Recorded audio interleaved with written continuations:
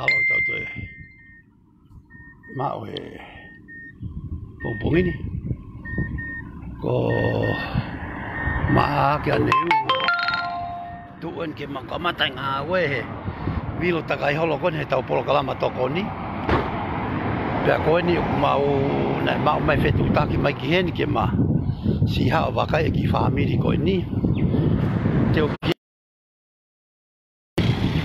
pui tu ai whewhine koe ni o wai ne ki kau ki te toko ono o nau nofo he ki pare pe i he halahi i fo pe pea te mauti sai te mautoluia e ne kore toko ni atu.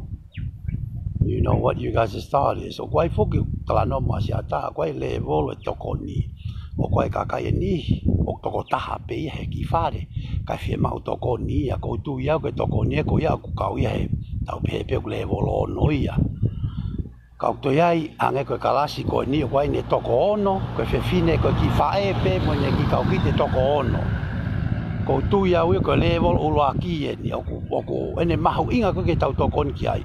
O mahawinga ka atua, but don't get me wrong, but it depends on, you know what I mean, the circumstances. If it's a lady with 6 kids, ako tuya mahawinga nge toko nia ki ai, he tau toko ni ki a toko taha, pe kuno fo toko taha, pe he ki whare, o kore toko ni. Ai koe uhinga e ku whae ki live aho ni, he pongpongi ni, ka e osi pe ni, e hoko tai pe matakai holo ke whakakata te ukakai ko ni nau si fie mau toko ni ko ni tonga ni.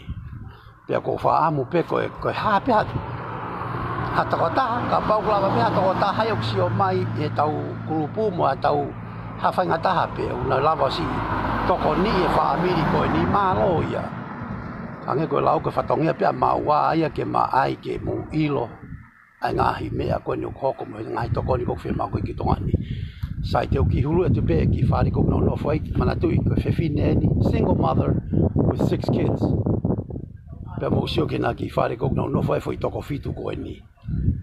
Ko ia toko taha pe. Ko ki hati te mau ki hupe ki loto ke ne loto whare. Nge ko e lau. Pena ki whare o whamatala mai he whewhine koe ne mawanga mo ui koe whengai pene kau ki teo ki alu ke ako pia ne ngahi whai kakai o whakatau he hala hihi fo mahalo mo si ilo pe so ki whai anga whakatau whai kakai ange koe lau koe mahao pe maua ke whaaki ai kore koe na whewhine koe no whai. Ia mou tōrua ke mou ti sait, mou ti si sini. Pe ko haka e toko ni te tau lawa whai ke whewhine koe ni. Ko ia.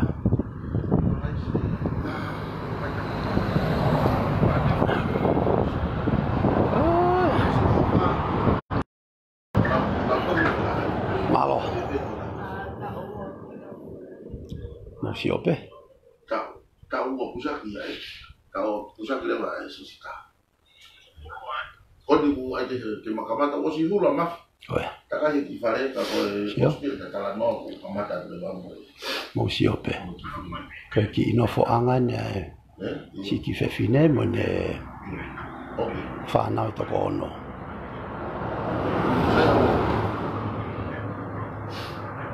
Ak mo ni lawa a piveni. Oku. It's 2020. Okay, oh, what's happening? Haka mea koko.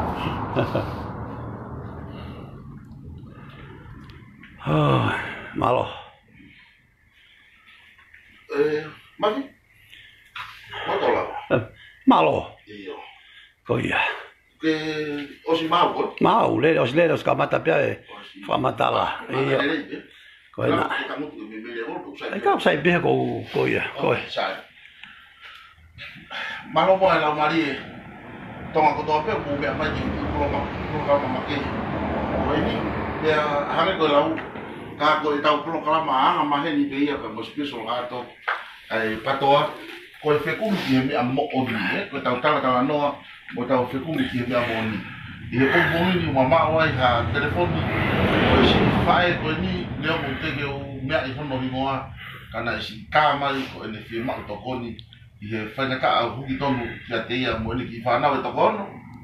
Aia koe toko wha, o korisi, mea koe toko taha wako kure anga, o nau nofo, ta koe sisi taha, o kune ta ua ka ua, ka ku si pusi aki ia. Ko ene nofo ko eni, o nofo tongi, ko ki whare koloa mate, o ku osi pepe hoko ki sia tau tai, o kune si nofo ai. Ko ene mawanga mo ui, tene toki tala no atu ki ai. Ka o ma iheni, ke ma tala no hanga tona koe whae ko eni, ke ne hanga whamahinat, mo whahato hono ki ngoa, pea mo uhinga ene whaka amua, ke ma iheni, ko ene kore toko ni. Ne oia, mo osi hanga ilo I whapapau, ko ki maua ko o masiwa. I kai ke ia hame aia e mau, ka koe ma koloa ia, koe ma au hanga tonu mai, ki he kakai masiwa ta tau mo ki maua e whanua, pea mo hawhainga tahape.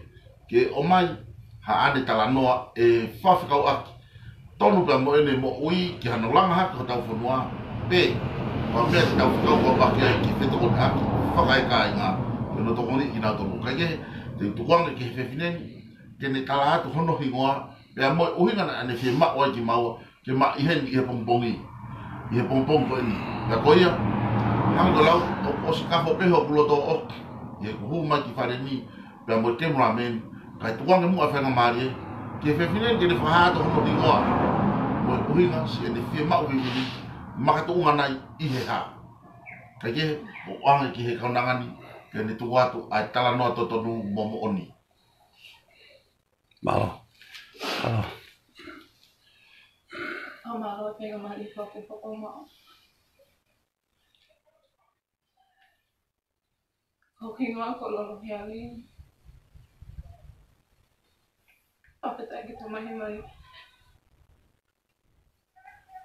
Tawa sema ko papo pakoi. Kokfia yang utang dan diulo to fani. Masih kau ke whae I whana toko.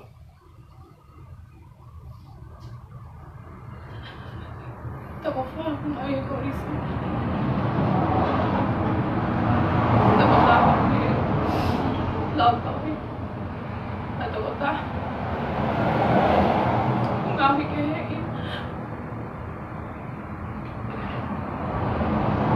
Maka to me masih mahuni.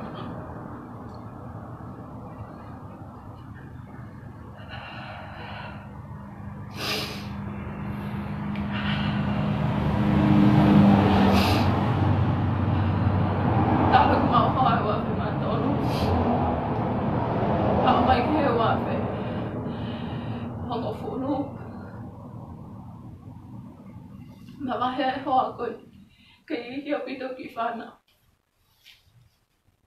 Koko halo peo ki whana, whanang hala mai I kai ai ha maua. Kaina whatatangi halo peo. Te pāki mga whenga tāra. Whenga ke tōtongi. Ka whale ke mana whae mo ki whana. Ke tōtongi maungai maua. Ka maa whenga ke no te ke nau tōru ke nau aka. Maa mea ke nau kai.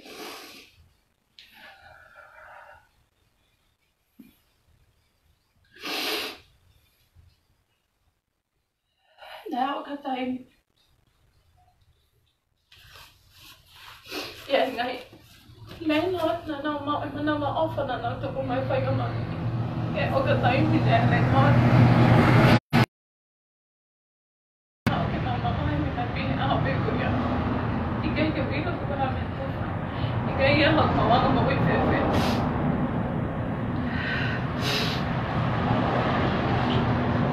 Saya minta lama kalau kau mengawe, kalau uhinga, ya aku fai, waktu kau ni mafefini, tu kau tahan. Femau ke mama hai fana fefini itu, aku ya, kena foki bi tu, aku ya, tahan. Fai mau takai lolo, ngai fitu ke hamawa mai satu tai. Mau whainga mari heki api koe ni tōnga. Nā iai e tamasi nā e mamai ka o ne whamata mai ki kai ngā he fu. Ka ohi ngai moha ke api koe ni koe ia. Koe o whae si i o e fu. O talangi moha anō whohe ni koe ngā ke mau. Hono taimi ke mahinga. Kai tō tongi whakamahina. Nā hao pasi o olo po whiwhia ma oi api koe ni. Whaere koe ngā whaekai. Kei ka whiwhina ngā whakamea. Ko tō tahana, ko tō taha ake. Malolo o tangata i ki ko pisi au. Kai e whenga koe ngā kuki whana. Nai ala hoku ni ma. Tā holo pe whakaike eke. Ko hai nai hata te toko mei hono whainohi no mai whewhe ai lolo. Whaikakai. Whewhe hono ai tō pai. Koe mea ako whakahauko. O ke eki whulu awo, ka ke eki whulu kola he. Taimi peo whuai o motua. Ko me ka whana toko atu koe ngai mua ki maketime. Iai ahong sai whakatau. Iai ahong aloha pe. Taimi peo malo ai, pumongo i kao. Ke ifu mo ui usio ke uki whana. Ke uloto ke nau mo. Ai aha mea te nau kai. Ke uloto ke nau no whai ako. Usio whia nau ka hao. Te nau mao ka hao lele. Te o te nau whaonga ai whainga ta ako ia.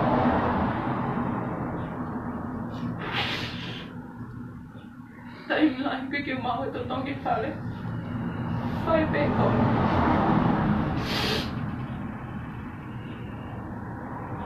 Uhinga ku tae pokon koe ni uhinga ke matanata. Koe ku maa toko ni aku me taha ku nai kau ngā pepina. Ke taha mai ke tahanga tonu koe topa. Ka nei kai ke au koe ngā loto koe koe ke loto ku whakamawhasi ai kaka. Nā hara pe ku toki mai pongpongi. Kono e ke tapangi ku mai. Nā kora whamure moi. O ke kai ke mao whakaanga tau kuni mai taimi. Hana whakahamai. Ki mua he taua. Ke kai te tango mai he tui.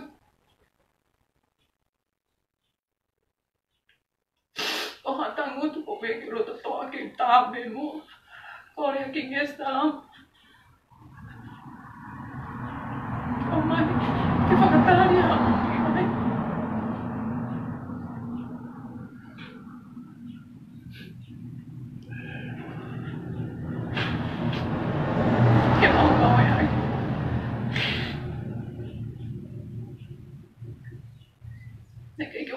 Kau, emang bebek ni mama lawak.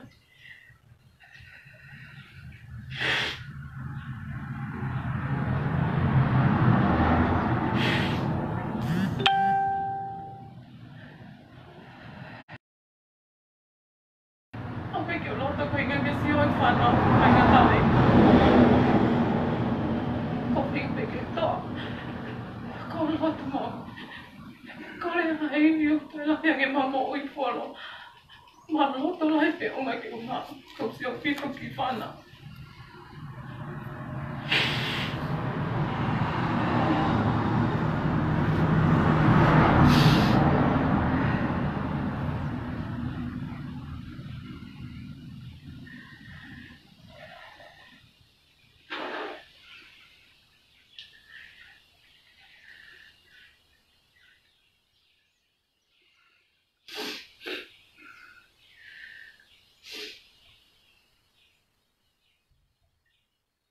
Ia mo loto mo oni mo whakaau.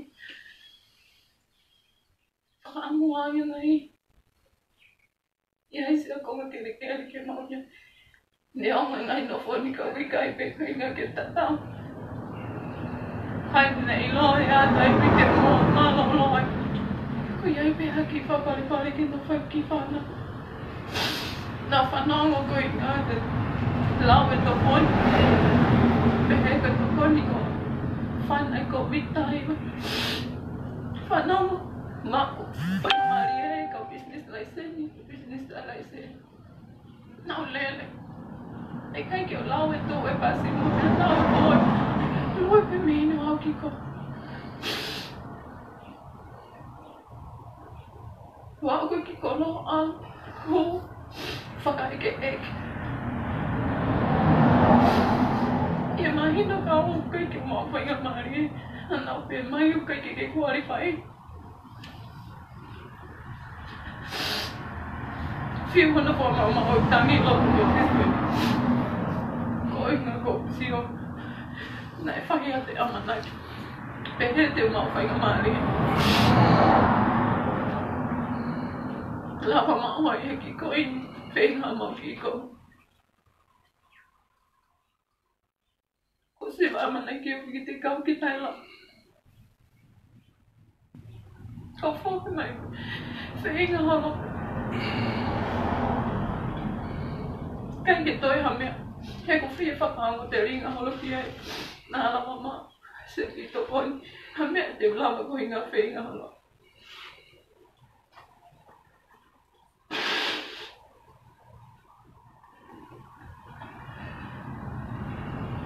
Taimi pe ko hinga nai. Ne ke whakaukaua ko hinga kao. Nau lea lea te ata ko nai ki ko hinga ko friend o ko nofui samale. Kore ki mea lea li ko hinga ke ua. Nau maa oe ka mai kai ono. Kuki ko flies e tō. Nai wiki peke te pato e reti ko e ofa mai kao. E ofa mana maafa na wonga ko kaunga whiwhine ko ni. Na whikau e whanau. Mai o hua me tau ki me o mau. Wha o hakat. Ke tau au. O si o ka inga ke. Tau taha koe. Na ma alu ki ai ka ma whaitai. Tau te wangi ka mea pe ko ma hok ni mangi ke mahe mahe mu whanau. Ko mate ofa mai ka koe. Peo hanga posa ke ko hinga he Facebook. O hinga ia e hanga i o ilo. Ko hinga whika telefoni. Tau mai taha ki heni. Ko hinga he kuna tokoni ho. Tau ilo ta mea ko ni hefi afto kana kipe. Ko tau mangi iyo o ko whia mauna hi ko hinga i tokoni. Ko hinga ki a o mo friend. Ko hinga ko wha ia ko hinga. Kai ke iaha mea ko hinga. O sumaa au pito pe. Eke ke friend ko ni nes ha ko hinga nea o mai a ahi ka mo tolu ko hinga hangi ko bakaloa sa mai i ka kutai.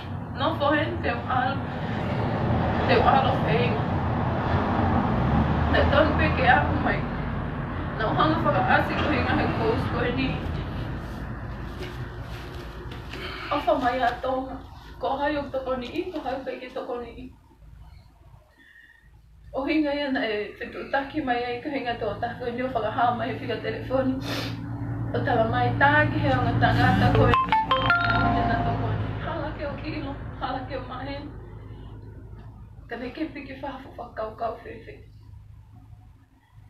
Kane kei tu o mai ko hinga ai eke ko hinga e vai.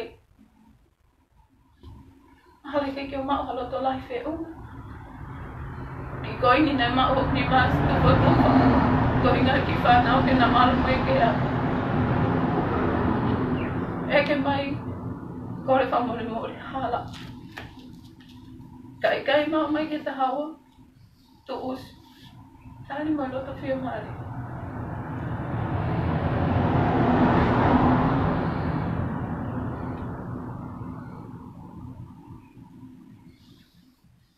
Koe taramai komit vai ai o fia e moua vai.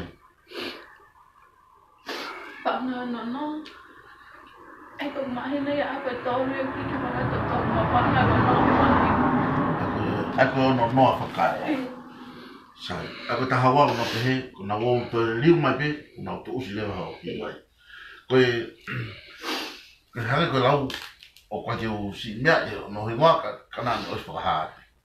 Ko whaamu ke mousio katoa e kāinga ki he fua na hanga e aklis pohima. O ako ne kina ki tau tolu mo o mai te whito i misione o wha mo mua taha pe ano hake o masima pe whamipiki tau tolu ke te fito I vesi wholofola ko ia ai wholofola e ki ko whaia ke taha ki si fo ko whaia ke te au ka pau o mama lotu ia te tau tolu o tau o ngofua pe ai tala noa koni ai whiti ke mamenu o wha ke huru yang mua ai nau ki tukuanga mea kai pei ai ki fo I hina mai o waiua ki kapai ka e tolu mo ki kofu laisi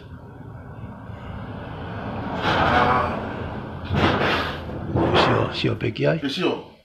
Ia. Mo sio pe mo mamata ia. Koe whamatala koni ko maa tonu mai ki ai o ko whakaamu pe e ia hani ma ofa e tokoni mai. Hange koni whamatala nau si hiki holo mo ki whanau aia o kusaki e si taha koe tokoni ma o si arholo mo ia whanau hiki ni kotoa Moi ki tamasieta. Ako toko whawhewhine. Toko whawhewhine, toko taha ki tamsi o kunau si hiki holo mo ia, hiki te niti holo I tongani.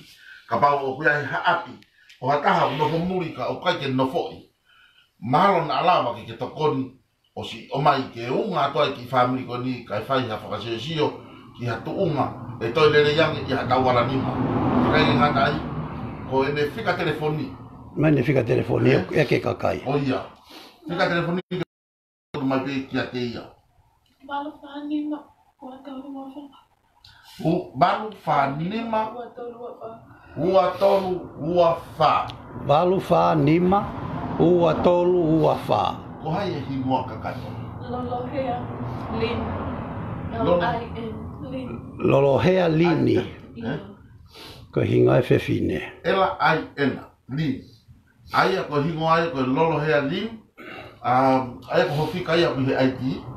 Hingoa aia ko lolohea Lin. L-I-N. Ko no fika ia o I ene IT. Ko ki motoru.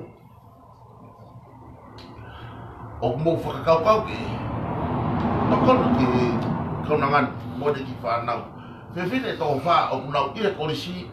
Mo ki tamsi tangata e taha o kune I he lau tohi. O mea ia au hangatono kia lolohea Lin.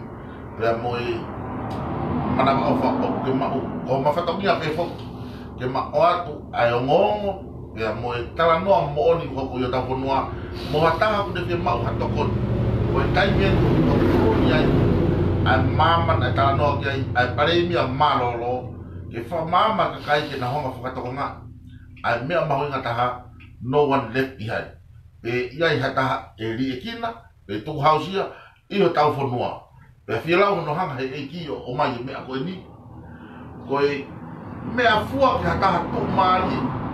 Ki he ne hu ke matapaa laka. Koe ne whaia ke hataha ki si hifo ia te ia. Ko ia. Whaia ki a te ia. Ko fika ia. O ia. Mao e whika? Valu whanima, ua tolu, ua wha. Valu whanima, ua tolu, ua wha. Kai ka tonga, ko ilo ko whewhine ni he tangi ko e ni o ka pau te mohanga o tokonia ia.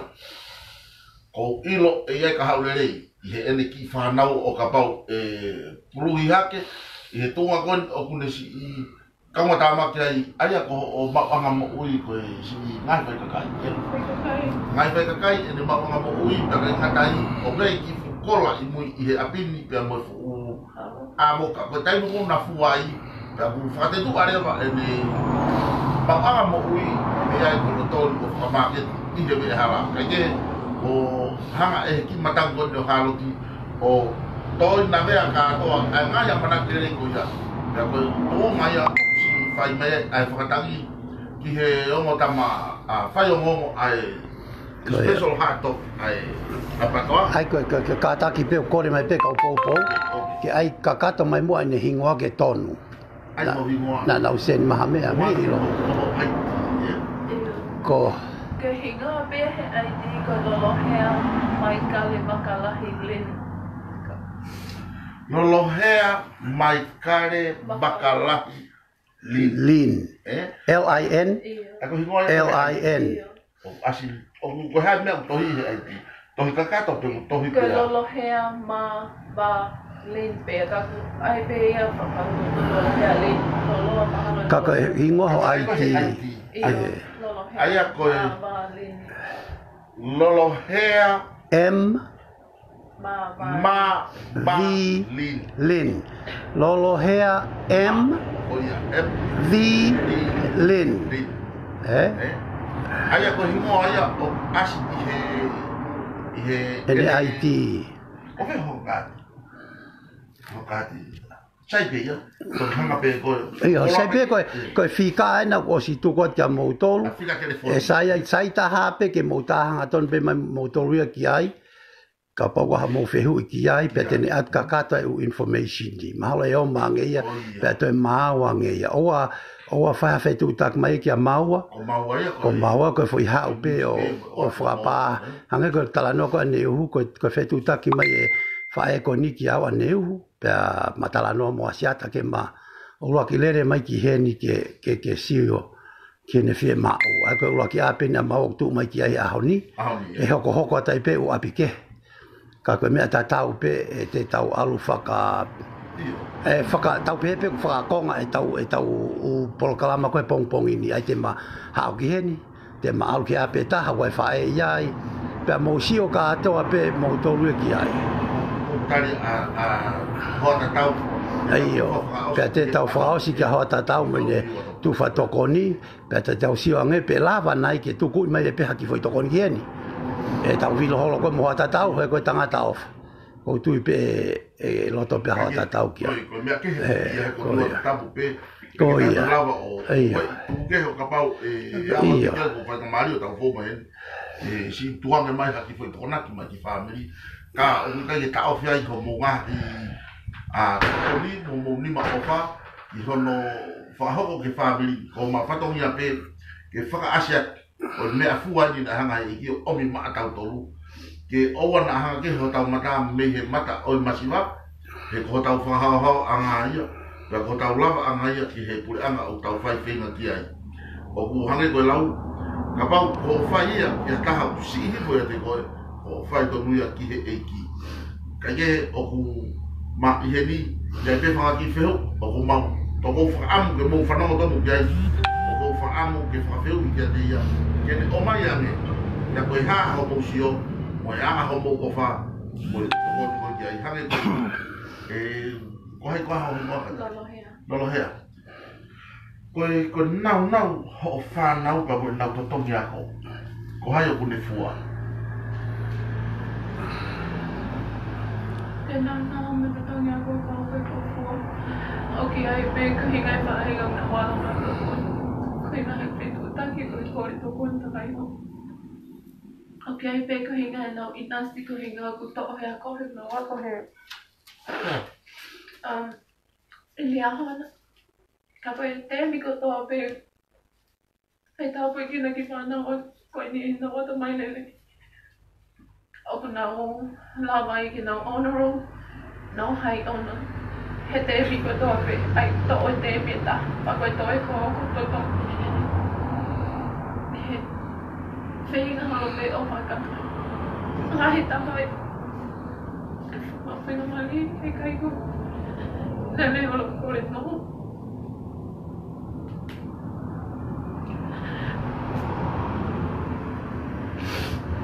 Peki fai ka kai pe ko mai, ha me ko ko ma ko pe tai ko ia. Ko ia pe, ko mi ko nga pe nau ko le ani. Ko la pe ra ka ho ke tava. Ko ha ko ia ho ki nau. Ko fai ma ke ti to ki. Ko mi pa ka to mo nau mo fu to ko la.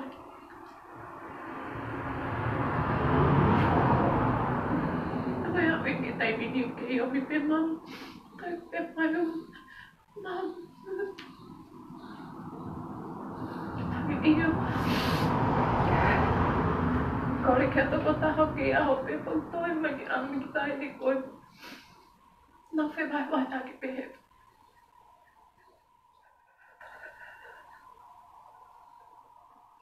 Kaya ngayon ako no me natutuyo. Nau kia he me nau ina se kaore ka inga he kuoti whakamatama kia i ke toko taha. Ke scholarship e a koko inga ke toko taha.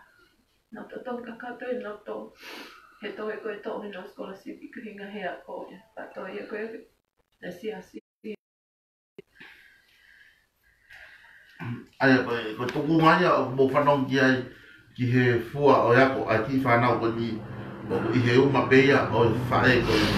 Kage, mo pilo ai mea viviri taha ki whai moa o mahi taimini ko ene vai e tu usia a hoa tā o ka pau e tutong. Neo mo ne nofo I he apikehe ka o ne tutongi ai vai ke si whakaanga I ki hono family. Ua, si ene whakaamua ki a ki e stalam.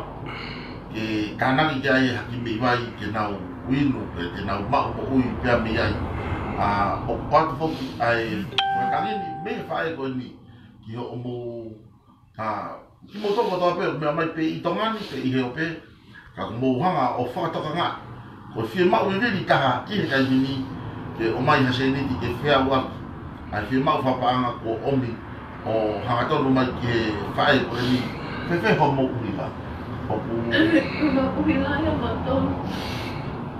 Kita hape to kuya. Na ukiki me keni mahal koe. Koe bebe. Tana kita ko me ape fai ke to alo pe. Mahi uhila ya tutus. Kore. Apa mai mahal koe me ape koe me ape ko mau koe haki me te tutong ko pana. Dai mi upenga Maria ai.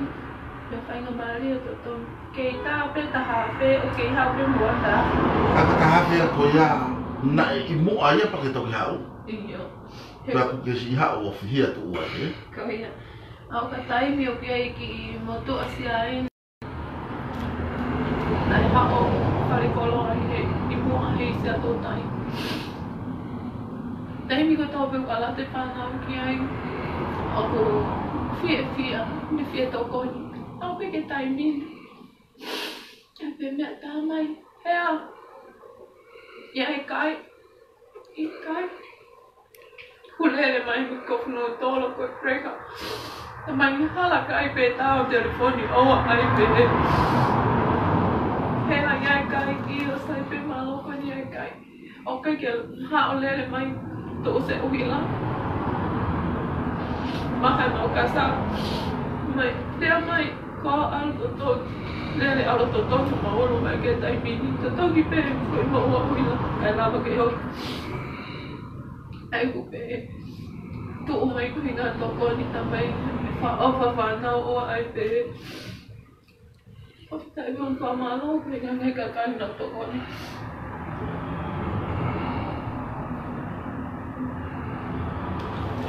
Malo ki tō lolo hea.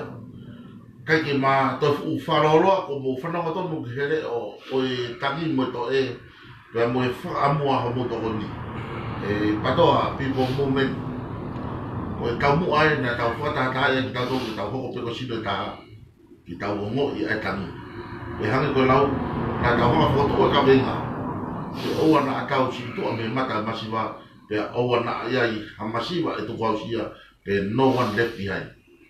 Ko tau tangata kakato ai tau wala nima o whai to o kafo. Te milahi tau o ki helo tu. Milahi o tau whakakau o si sai peki tau tau. Ka ko tau ngawha whato unia ki ho tau neipa. Ke ko tau kau ngā api. Ke ko tau kau ngā whanonga o kurikai malau. Whatawange mo mea ngatono mai ki he tahine koloa kea.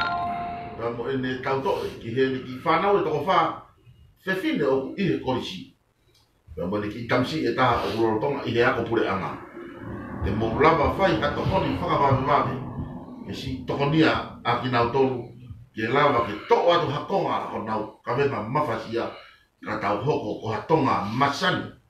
Mata marimari mo fōwhoringa ki he tonga o tau whakaamua. Ke tafe ai mongo ke siya bilalo ke tuku hau siya. Kai ikai ke ngata hange ko ene whakamatala si ene lere atu ki he pure anga ki e nau maa tokoni ke nau tolu whemau ke whakakaki e nau whanki I bisinisi ke ko nau mo'ui ke talamai o ke au ia ke tuunga o whemau ke whai aki hano ke ko ha kore tokoni. Ko ia ko turi mai ia me pure anga o tonga e kau ngau e ko ni ka o kari kari atu a hono kainga ko patoa mo me tua ke hapa ia mo hiki hono ngoni ma o lunga mo holo holo i hono lo i mata mo oangi hakafu mawhana mani i whanau te nau mawhana hangai koni whamatawa koni whanau o atamai ia au hito o nau onaro o nau principal o nau mau a whanki i scholarship i hea ko matunga mi honau atamai ia whewhe tonga nā koi whiki i whanau eni te nau tokoni mahata whanua i he kahau ka hei kai ngalo ia te nau to a e kalani mahe ahoni ke tokoni mo haka ki mo lei ki nau to ke nau wa ke tumu o tuunga o totong ke nau iai o me aia au ke hanga o whai hatokoni o maa o mai ke ma o atu a talanoa mo oni mo talanoa totonu ke a koia ma tangu tua i lalo ni ke ma o atu a i whakamatala mo talanoa o ngati ke ma o ia ko ki kora tu pe lo he ko e ke mai ka kai tola pe ko ha pe Facebook Iyo. Okay, ko pesi ko tahine ngawe aki. Chulin. CHULIN. Chulin Iya.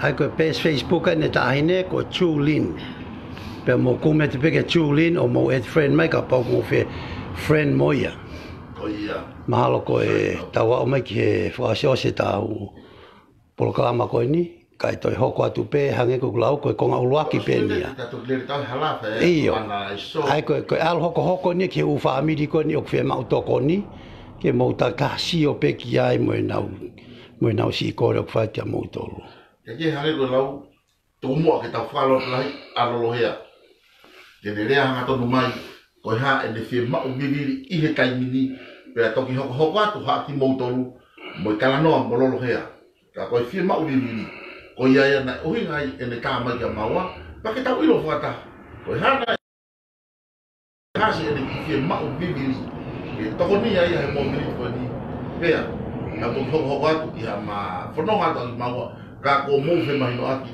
pea mololo hea e whai se anu toko ni ia o whata ti motoru o whainga maari e ko ni e tukuange ia kia lolo hea ki ne o atu a ene ki kalatala noa mo tala loto ki ene fe mau bibiri i he kai mini pea kahiria te matoki whanonga tu rewa ki maua he hala mo whai ai e tau analaiso mo tau polo kalama ki he ahoni iyo a wai fe u i heni mi muri pe guava Western yes Western Union is open until 4:30 ka hange ko kore ko si fifine ko ni o ku teu ke tu usi ene vai i he laine tahaua o lai fe hu o pe ke mala ke makato e kātaki ko lere holo ko ni mo o si ilo pe o kai ke ko telefon pe mo talau sese o malere holo mo ia o mo si ilo pe o kai ha manga aue ko ngawe na mau fai ko lere holo ngawe ofa pe o mo si ilo ka to pe ko ia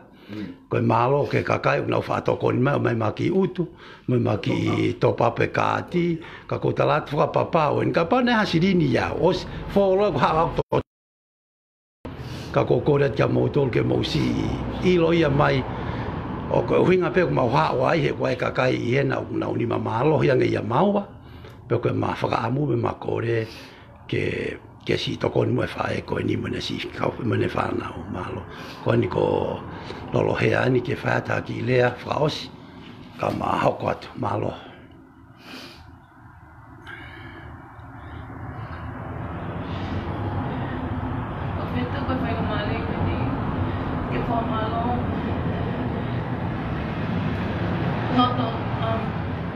Pamalo lahi a pita ke o maua a se ata mo ma se a mo fetu ka taimi ka mo lele mai ka fetu kon he ta kore to kon ni no ko hoka ka ta ki pe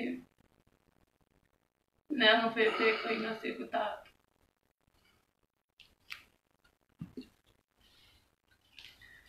ko le amo to ko honga ia ka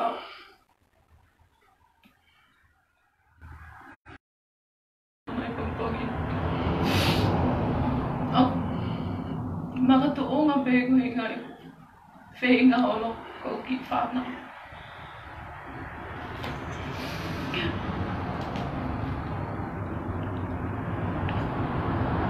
O ko maa oe lo to lahi whenga ko. Ki o kore to kore. Kasi o whia hona o ka hao.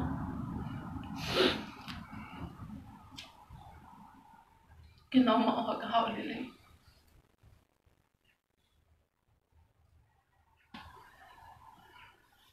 Manama, hangai nau ko ngau lele, hamei vai, ke nau awa.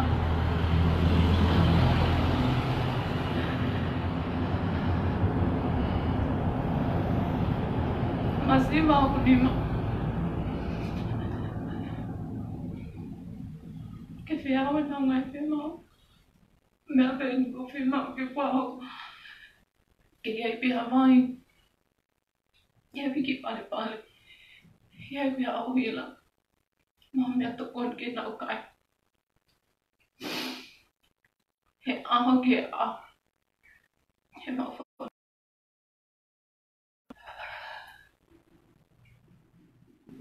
Whamalola he ka mou. Male unu tuki whamatala. Peti whamalo whewe ka mou hama tokoni whao. Honga ia kau, ka mau ki whamini. A whaat ka moa, malola he o pita tokoni. Malo, o whātu. Pea, ko ngata ia e tau tarata anoa pea moi whae ko eni ka neongo ia te ma tuatu ki o mou au ni ma ai toponi te mou whahoko ki ai moi whetu taki e whahoko ki alolo ia ka te ma whanonga atu ki maua ke whahoko ho tau whatongia ihe aho ke ngahi tau pehe ki ngahi mea o kutoi mai ke ma au atu ki ai ke o atu ki mou mātātonu o lawa ia e tau ki porokama pe mololo ia ie au ni whatau ange pe mou mea mai ki ai ka mou mea kua wate. Whātu. Koe whika koe ki au ka pau mou whetala noa mai koe. Fitu, ni maona fitu. O whika telefonia aku. Koe whika Facebook a koe ni alolohea koe. Chulin, Chulin. Ko feitu ko ni o tau iai ko feitu ko na sia tau tai o koe ki whare kolo a mate pia toki sia tau tai ka pau ke hao me kolo ko feitu tau iai teo ki hulu e tupe e ka inga ke mou maa e whakafua koe ni ai winga ko mai eni ai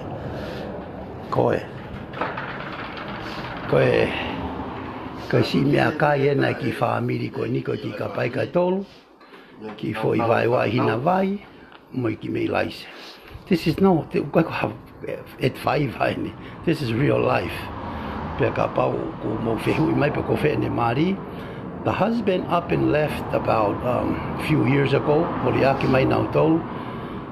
Peka atu mai na si fai na si feinga. Ai mo fehui mai fe ka ko ne mari. She has no husband. The husband got up and left. So that's the truth. Teta wala te pe moni ko ya. Thank you ke mea ko toa manatu I ka pau te mauseni mai ha seni tiki ai. Ko lolohea, V, Lin. Ke he manatu I foko ko hala pe ha mauseni mai hingoa he westeni ka umea ko e tala noa lolo e te whinga ke whakatontonu. Ko ai peke tau mahinoaki ko lolohea, M as in Mike, V as in Victor, Lin, L-I-N. Ko hingoa ia. Malo apito ki a moutolu, ko toa moutunin mai ke tau ki polokalama. Ko whaamu pe, wai lea kau pālangi o pehe. How do you go to church on Sundays?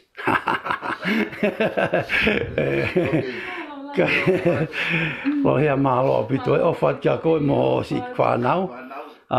Te mahoko te maki. Te mahoko te maki programa auni. Mo si o mai peke si whae. Ene si tangiat ka moutolu. Ko whaamu peke o te taulau sias. Tuku katoa ume e koe ke tawhaaki. Koe tokoni koe siasi pe koe whea siasi u kau ki ai. Koe me e ki mui. ko tau tolu e ko first response team. Ko hape me va veta ko te tau lava to ko ni ai ko ko te moto please. Tau to kon to taimini. Tau to tano to ke siasi mo hafu e umi ko ki mui. Kau tau whenga ke tau whi palopare ma ko ia si o si mai ke whae ko ni. Malo apito lo he ai ofa kia koe.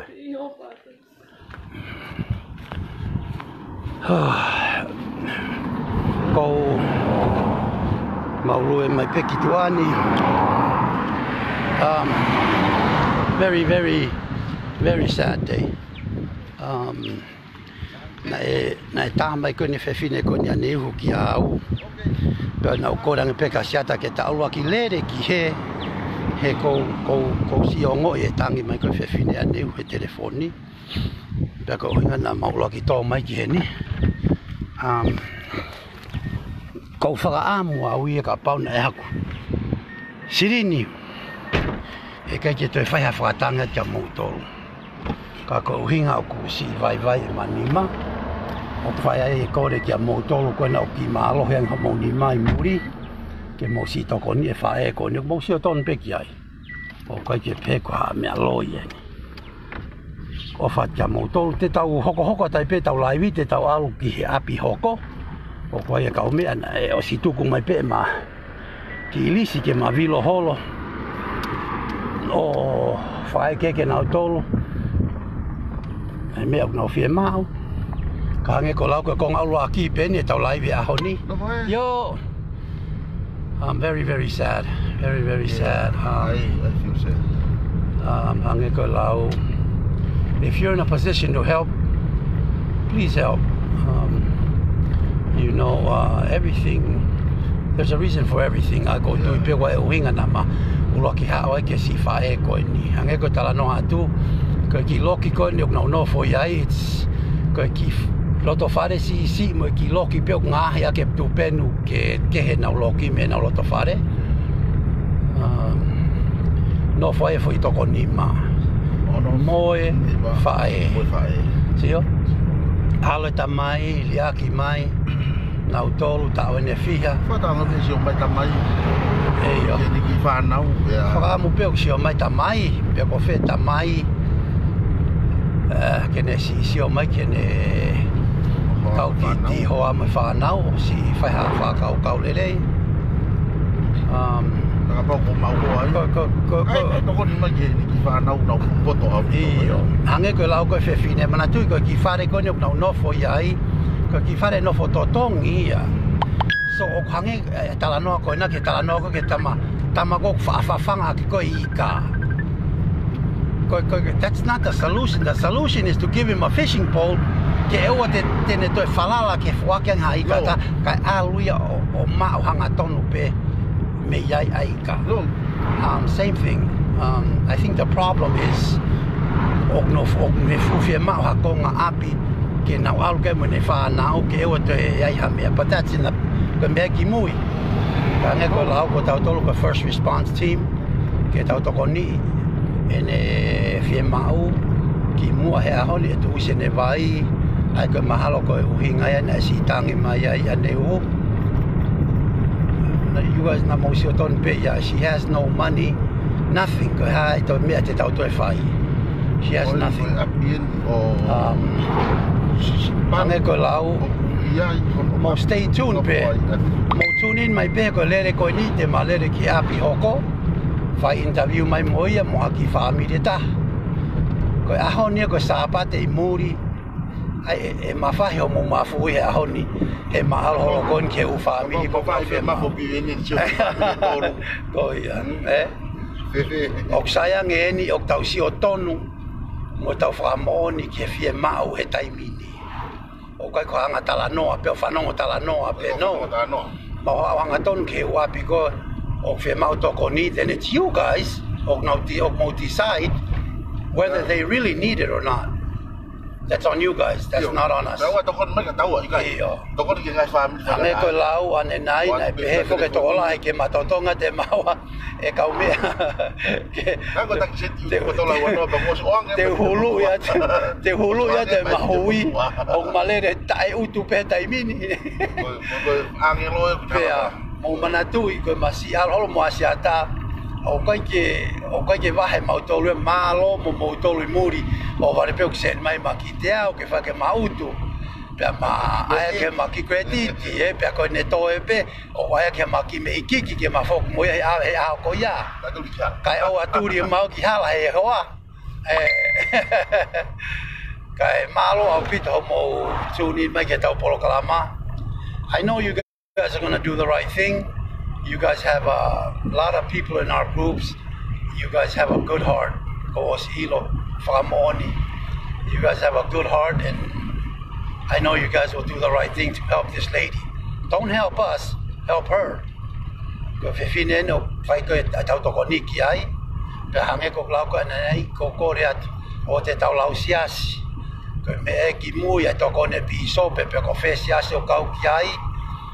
Tau takoni tau tolu ia.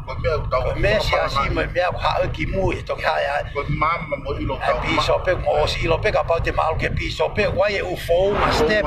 Saini ai se ke saini ai. Pe ko ya ko ke time ko ya te tau to ki vi ke ka o te ke sai mai se ke. Let's do what's best for them. Let's do what's best for them. Ki mui tau ma fai fe ka ki ai. Peka ko masiasi mabia e ko ka time lau siasi ni ko time lau tokoni ko tau lau tokoni time. So thank you guys for all the love that you guys send ke kakai tonga ko ni that's in need. I know everybody's on lockdown o si lahe me mo fai ngata ia he time ni mai noi ke mau to tonga ni ange mo sio mai pe ko al holo ito ngani o ke free country pe mau tolu ia le holo pe fa te ri pe mau tolu tua ke he me mau tolu lockdown ni but I hope very soon te tau foka to pe o hange ko to ngani ke tau le no ia holo pe o fa te ri ke umia ko tau fai. Thank you guys. Mau fala ke mau tolu